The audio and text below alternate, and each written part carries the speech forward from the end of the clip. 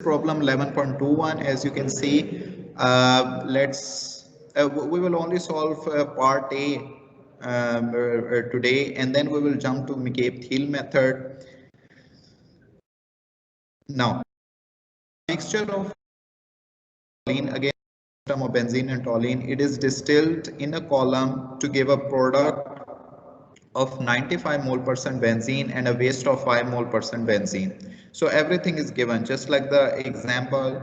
The feed has 40 mole percent benzene, so XF is equal to 0.4, XT is equal to 0.95, and XW is equal to 0.05, right? Now, using a reflux ratio of 4, so reflux ratio here is 4, ln over d is equal to 4. So everything is given which we need to form the two equations. Now, A part is calculate by Sorrell's method the composition on the second plate from the top. अब देखें, पूरा उन्होंने नहीं कहा कि वो पूरी बताएंगे नंबर ऑफ प्लेट्स कितनी होंगी, तो it could be 7, it could be 14, it could be 20, तो बहुत लंबी कैलकुलेशंस भी हो सकती हैं, लेकिन इसको देखें इस तरह ब्रीफ भी किया जा सकता है, और ये चीज़ आपने मद्देनज़र रखनी होती है इन योर एग्जाम्स स्पेशली, कि शायद इस फॉर्म में आ जाए आपका प्रॉब्लम, फिर आप क्या कहेंगे कि सर टाइम मैनेजमेंट नहीं हो सका क्योंकि टाइम, लेकिन इसको देखें कितना ब्रीफ कर दिया गया है. Only you have to find the composition on the second plate, you don't have to calculate the overall number of theoretical plates. तो इसको इस तरह से ब्रीफ कर दिया, लेकिन उसके लिए भी आपको जाहिर है इक्वेशन चाहिए. चूंकि इन्होंने कहा है कि only on the second plate from the top, तो only the top operating line equation will be enough to find the composition on the top two plates. तो इसमें सिर्फ जो टॉप ऑपरेटिंग लाइन की इक्वेशन है वो अगर हम मालूम कर लें तो दैट शुड बी सफिशिएंट जी. तो उसके लिए देखें इन्होंने क्या किया, इक्विलिब्रियम डाटा अगेन गिवन है. अभी इस पे मद्देनजर, क्योंकि ये तो पांचों पार्ट्स जब करके उन्होंने डायग्राम ड्रॉ की भी है, so do not consider this diagram, but equilibrium data is given. तो ये जो इक्विलिब्रियम लाइन है वो आप देख सकते हैं, ये 45 की लाइन इन्होंने ड्रॉ की और equilibrium line. Now, XF is given 0.4, XT is 0.95, XW 0.05 and reflux ratio 4. So again, बिल्कुल उसी तरह जिस तरह हमने एग्जांपल सॉल्व की थी कि ओवरऑल बैलेंस लगाएं, 100 is equal to D plus W and then apply the benzene balance. We have D is equal to 38.9 and W is equal to 61.1. ln over D, which is the reflux ratio, that is 4. So ln from here will become 155.6. And from the balance on the top plate, Vn is equal to ln plus D is equal to 194.5. अब ये values काफी हैं, ln मालूम हो गया, Vn मालूम हो गया, D, W, XT. So these values are now sufficient for us to apply to use the top operating line equation. So the top operating line equation is this. What we will do is that जो सबसे ऊपर वाली plate है उस पर हम अब composition निकाल लेंगे. हमारे पास बन गया yn is equal to 0.8 xn plus 1 plus 0.19. अब xt क्या है, 0.95. तो xt जब 0.95 है, आप ऑपरेटिंग लाइन में देखें 0.95 के against what is x, for a 0.95 what is x, यानी कि molar composition, mole fraction of more volatile component in the liquid, वो आप देख सकते हैं. तो that is equal to 0.88 from the equilibrium curve, right. तो अगर वेपर में कंपोजिशन बेंजीन के टॉप प्रोडक्ट में 0.95 है तो लिक्विड में कंपोजिशन होगी 0.88. Now use this 0.88 value, which is xn plus 1 in the top operating line equation, we have 0.894. And then again use the equilibrium curve, we have xt minus 1, 0.775. Then the vapor composition is 0.810 and the liquid composition from the equilibrium curve is 0.645, right. तो ये बस that is enough, क्योंकि उन्होंने कहा कि 2 plates पे सिर्फ आपने कंपोजिशन, इसी प्रॉब्लम सॉल्व कर सकते हैं. हो सकता है कि यही बिल्कुल चीजें गिवन हो and you have to just like the example you have to find the total number of theoretical plates and the plate on which the feed has to be inserted. तो फिर आप इसमें वही काम करेंगे, सारे इसको जारी रखेंगे जहां तक XF क्या है 0.4, XF 0.4 नहीं आ जाता वो आपकी होगी फीड प्लेट, और उसके नीचे फिर the equation will be change, top operating line की जगह बॉटम ऑपरेटिंग लाइन आ जाएगी। तो आप यही पूरी प्रॉब्लम उस तरह भी कर सकते हैं, अगर just for a good practice आप बॉटम ऑपरेटिंग लाइन भी यहाँ से निकालें और फिर निकाल के बताएं कि कितनी total number of theoretical plates required होंगी। जी, तो ये था लुईस सॉरल मेथड। इसमें हमने 2 एग्जांपल्स एंड प्रॉब्लम्स कर ली हैं, तो आई थिंक आपको काफ़ी हद तक इसको ये समझ में आ गई होगी। Now we will focus our attention to McCabe and Thiel method, which is basically the graphical solution.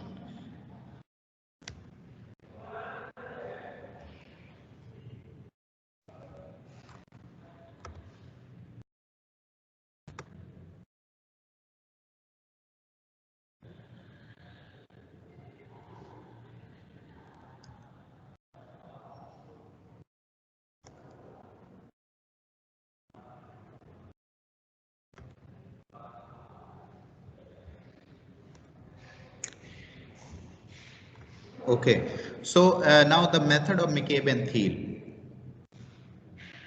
The simplifying assumptions of constant molar heat of vaporization, no heat losses and no heat mixing lead to the constant. ये इन्होंने तो इसे तमीद बांध दिया और वही equations लिखती हैं जो टॉप ऑपरेटिंग लाइन और बॉटम ऑपरेटिंग लाइन की इक्वेशन है।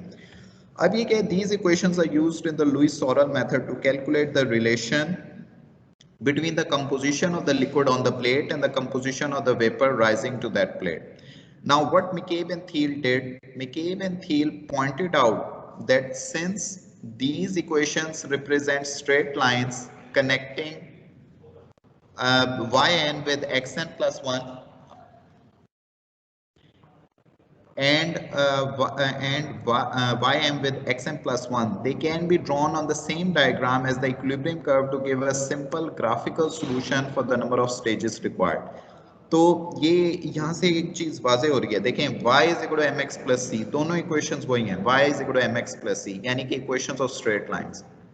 अब McCabe and Thiel ने ये पॉइंट आउट किया था कि since these are straight lines, तो जाहिर है आप इन स्ट्रेट लाइंस को ड्रॉ कर सकते हैं on the same diagram as the equilibrium curve, और उससे आप मालूम कर सकते हैं number of plates required. You don't have to do all the calculations, ठीक है। हाँ, कंपोजिशन भी आप नीचे जाएंगे तो कंपोजिशन आ जाएगी, तो कंपोजिशन भी आप निकाल सकते हैं। तो सिंपल ग्राफिकली आप इसको सॉल्व कर सकते हैं, you don't have to do the numerical calculations.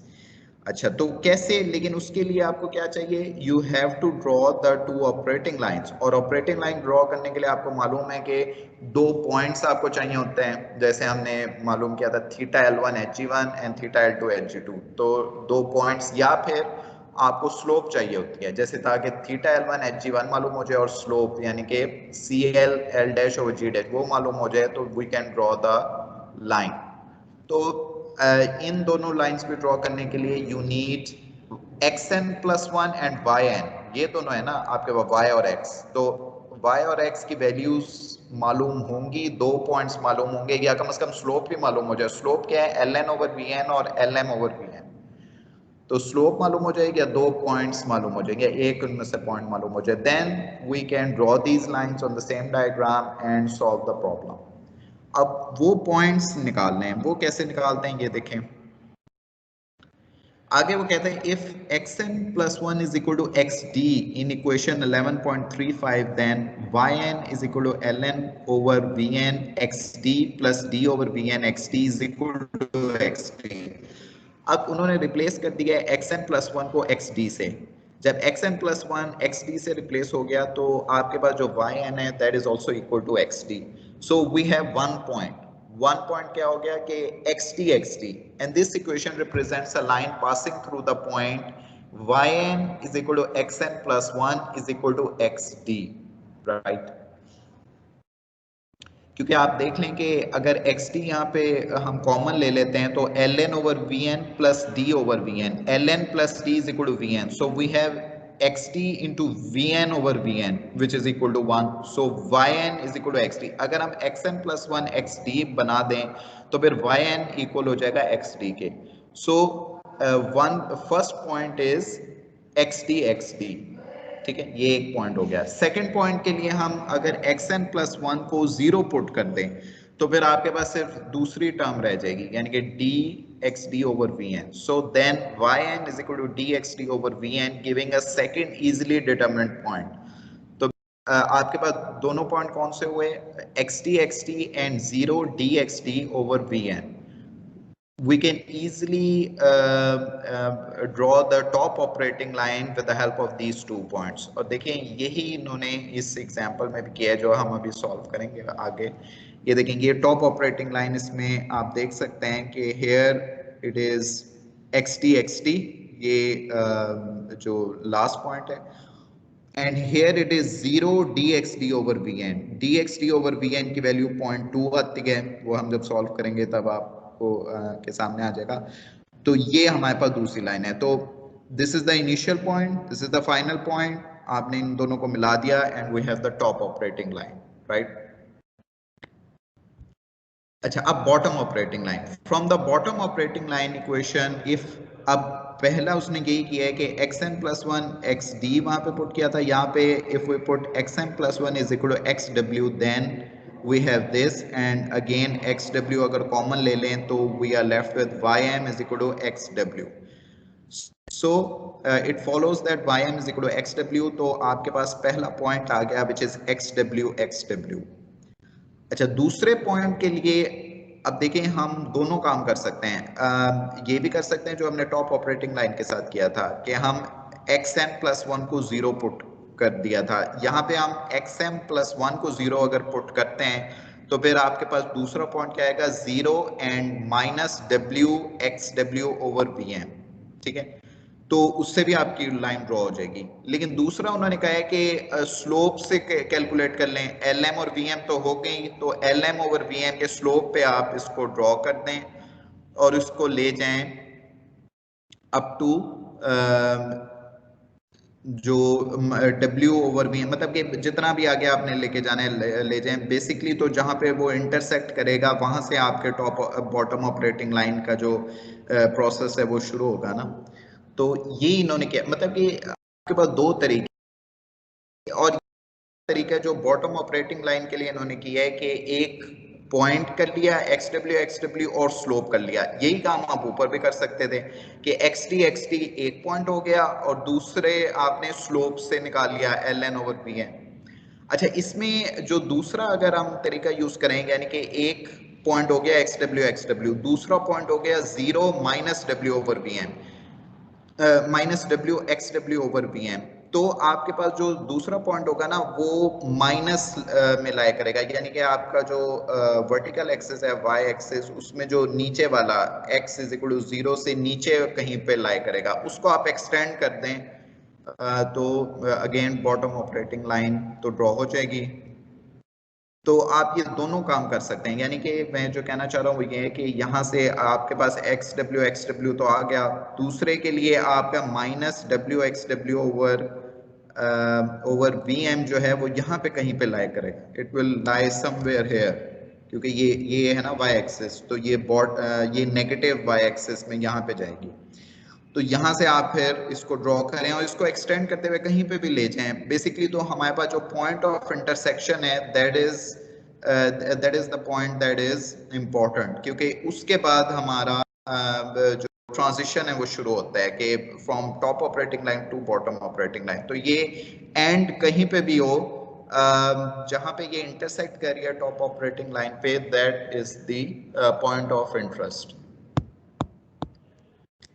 तो ये आप देख सकते हैं फिर। अच्छा, now when the two operating lines have been drawn in, the number of stages required may be found by drawing steps between the operating line and the equilibrium curve starting from point A, ठीक है, तो ये आप familiar हैं इसमें, absorption में भी आप कर चुके हैं कि कैसे हम स्टेप्स ड्रॉ करते हैं, वो हम अभी एग्जांपल 11.7 जो है वो सॉल्व करेंगे, तो इसमें ज़्यादा हमें पता चल जाएगा कि कैसे करना है।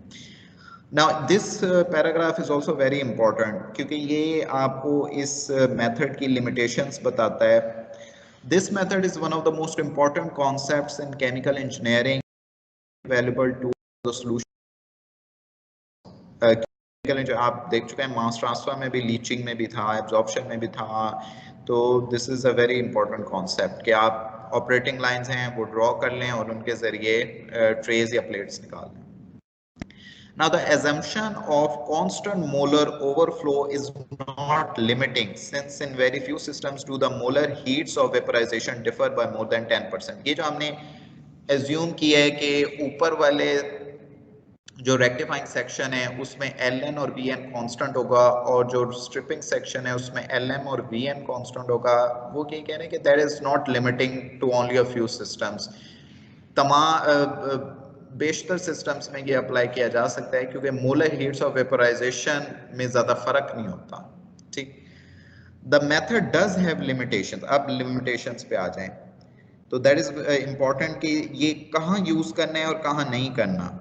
ठीक है, the method does have limitations however and should not be employed when the relative volatility is less than 1.3 or greater than 5. तो 1.3 और 5 के दरमियान अगर relative volatility होगी तब ये अप्लाई किया जा सकता है. आई थिंक एथेनॉल और वाटर में नॉर्मली relative volatility 2.46 होती है और इसी तरह का, तो 1.3 से कम तो वैसे भी बड़े मुश्किल से सेपरेट होंगे दो बाइनरी कंपोनेंट्स, और जो 5 से ज़्यादा है उनके लिए भी ये अप्लाई नहीं होता क्योंकि ये ज़्यादा प्लेट्स बता देते हैं, हालांकि less number of plates will be required because relative volatility value is very high, so the components can be easily separated. तो ये इसकी एक लिमिटेशन होगी कि रिलेटिव वोलेटिलिटी 1.3 और 5 के दरमियान होनी चाहिए. दूसरा क्या है, when the reflux ratio is less than 1.1 times the minimum, ये तब नहीं हो सकता. कब अप्लाई नहीं, when the reflux ratio is less than 1.1 times the minimum reflux ratio. अब मिनिमम रिफ्लक्स रेशियो जब हम पढ़ेंगे उसको कैसे कैलकुलेट करते हैं तब ये चीज आपको समझ में आएगी, लेकिन फिर भी you must take this into account as well. Or when more than 25 theoretical trays are required, more than 25 theoretical trays are required. तो यहाँ पे भी ये फिर से ही आपको वैल्यू नहीं देगा. यानी कि आपने अगर लेट से अप्लाई किया है मेथड यही मिकेप थील का और इससे आप ये देख रहे हैं कि यार 28 प्लेट्स बन रही हैं, इसका मतलब है कि this method is not giving you the correct value. आप इसको रिविजिट करें एंड यू शुड क्या करना चाहिए इसमें आप देखें next line. In these circumstances the Ponchon-Severett method described in section 11.5 should be used.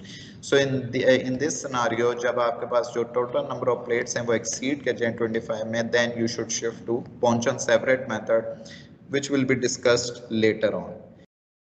ये तीन रिलेशंस थी about the reflux ratio and about the number of theoretical plates required कि कहाँ कहाँ ये यूज हो सकता है कहाँ नहीं. नाउ इसकी एप्लीकेशन पे आ जाते हैं और एग्जाम्पल 11.7 जिस तरह हमने लुईस सॉरल मेथड के जरिए सॉल्व की थी, बिल्कुल वही एग्जाम्पल अब हम मिकेप थील मेथड के जरिए सॉल्व करने की कोशिश करते हैं. Example 11.7 is now worked using this method. Thus, with the feed composition XF is equal to 0.4, top composition XD 0.9, and the bottom composition XW 0.1, flux ratio 3. तो ये सारी वैल्यूज वही हैं. अब रिमेंबर कि हमने टॉप ऑपरेटिंग लाइन ड्रॉ करनी है और बॉटम ऑपरेटिंग लाइन ड्रॉ करनी है. अब हमने वो टॉप ऑपरेटिंग लाइन पूरी इक्वेशन से कोई कंसर्न नहीं है, तो हमें क्या चाहिए. अब देखें हम कौन सी वैल्यूज हमारे लिए इंपॉर्टेंट है, एक्स डी. तो हमें पता है कि top operating line can be drawn if we know the 2 points. एक पॉइंट है 0 D X D over V N और दूसरा पॉइंट है एक्स डी एक्स डी. तो xt हमें पता है 0.9, एक पॉइंट तो कंफर्म हो गया। दूसरे पॉइंट के लिए 0 dxd ओवर vn, यानी कि अच्छा xt पता है, बैलेंस आप लगाएंगे उससे d निकाल लेंगे और d देखें 37.5, तो d भी पता हो गया। vn की वैल्यू वो हम देखते हैं कि क्या आती है। वो vn की वैल्यू हमारे पास आई है 0.225, जो देखें यहाँ पे, तो dxd over vn is equal to 0.225. So the top operating line will be drawn between these 2 points, 0.9 0.9 and 0.225. तो ये आप यहाँ पे देख सकते हैं कि this point is 0 and 0.225, यानी कि 0 and dxt over vn, and this point is 0.9, right? So this is your top operating line. Now the bottom operating line.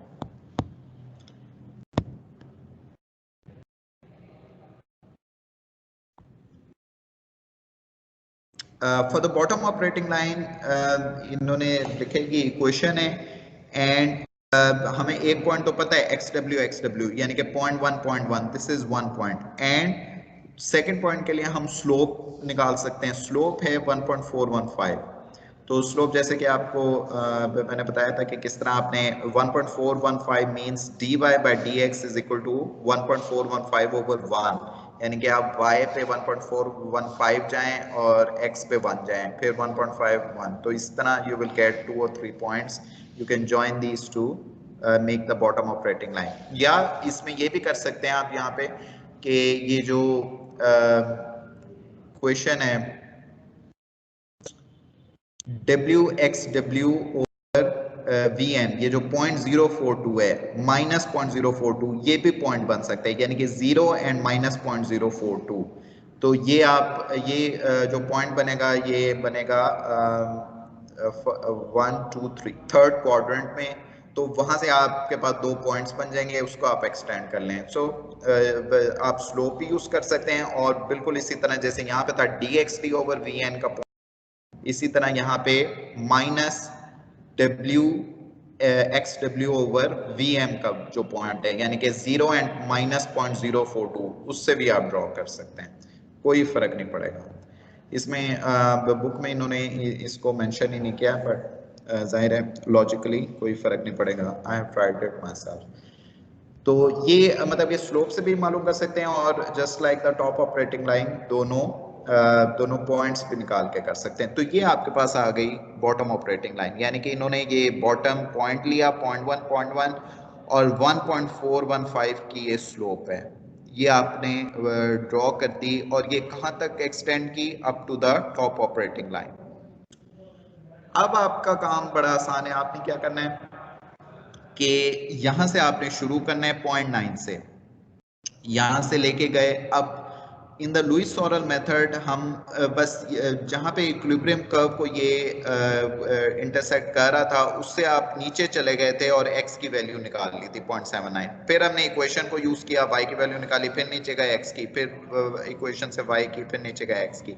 यहाँ पे आपने क्या करना है कि अब आपने इसको मतलब कि इक्वेशन यूज करनी, बल्कि ये जो 0.9 की वैल्यू है, यहाँ पर आप नीचे गए, टॉप ऑपरेटिंग लाइन को हिट किया, टॉप ऑपरेटिंग लाइन को जहां पे हिट किया उसी से बिल्कुल एक हॉरिजॉन्टल स्ट्रेट लाइन आपने ड्रॉ कर ली।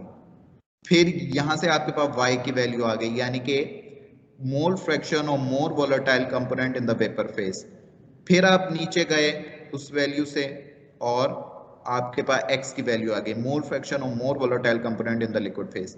देन अगेन आप स्ट्रेट बिल्कुल गए y की तरफ, देन अगेन जहां पे इक्विलिब्रियम कर्व को हिट किया उससे बिल्कुल नीचे गए टॉप ऑपरेटिंग लाइन तक, फिर आप गए horizontally y axis equilibrium curve की तरफ, देन आप नीचे गए। अच्छा, अब जब आप नीचे जाएंगे तो वो जो पॉइंट ऑफ इंटरसेक्शन है उसको क्रॉस कर चुके हैं, तो now the transition will happen from the top operating line to the bottom operating line, यानी कि ये जो तीन प्लेट्स थी and now going to the stripping section, तो ये देखें ये आप बॉटम ऑपरेटिंग लाइन को हिट किया, देन स्ट्रेट गए बॉटम ऑपरेटिंग लाइन को हिट किया, देन स्ट्रेट गए इक्विलिब्रियम कर्व तक, then bottom operating line, then straight गए, then bottom operating line, then straight गए।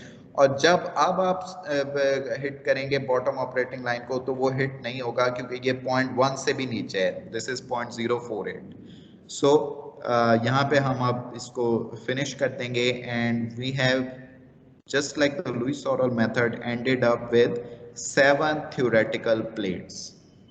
और हमें ये भी पता चल गया है कि स्ट्रिपिंग सेक्शन में 4 प्लेट्स होंगी और जो रेक्टिफाइंग सेक्शन है उसमें 3 प्लेट्स होंगी।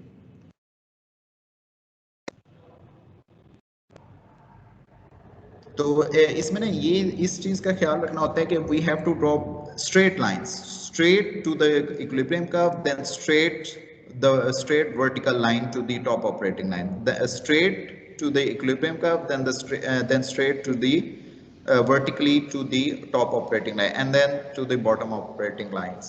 तो इस चीज का ख्याल रखना होता है in order to draw correct number of plates, in order to determine the correct number of theoretical plates। तो इसमें भी इन्होंने यही सारा किया है। The number of stages are then counted that is points which gives the number of plates required as 7। अब देखिए number of stages are then counted that is points. अब इसमें भी स्टूडेंट्स गेट कंफ्यूज्ड कि हमने कैलकुलेट क्या चीज करनी है, तो इन्होंने देखें बता दिया है कि you have to calculate the points. So in this diagram you can see the intersecting points, the point number 2, 4, 6, 8, 10, 12 and 14. So these are the points which signify the number of plates. So there are 7 theoretical plates which are required, जो कि आपके diagram से भी वाज़ेह है। So this is all about the McCabe-Thiele method and it is used extensively in the problems। You can see now with the B part, using the McCabe and Thiele method, determine the number of plates required and the position of the feed if supplied to the column as liquid at the boiling point। अब देखें इसमें वही आप काम कर रहे हैं, आपने आप टॉप ऑपरेटिंग लाइन ड्रॉ करनी है, बॉटम ऑपरेटिंग लाइन ड्रॉ करनी है और फिर वहां से नंबर ऑफ प्लेट्स निकालनी है। तो आप सिर्फ अब ये देख लें कि यहाँ से हम स्टार्ट करें क्योंकि एक पॉइंट है XD और दूसरा पॉइंट है, अब इसने मिनिमम रिफ्लक्स रेशियो यूज की है, लेकिन हम वो भी कर सकते हैं 0 एंड dXD/Bn। तो ये कहीं पे 0 एंड 0.37 या 38 कुछ ऐसे आ रहा है, 0.375 है। So we have the top operating line drawn between 0 and 0.375 and 0.95, and the bottom operating line is drawn between this point 0.05 and the slope which is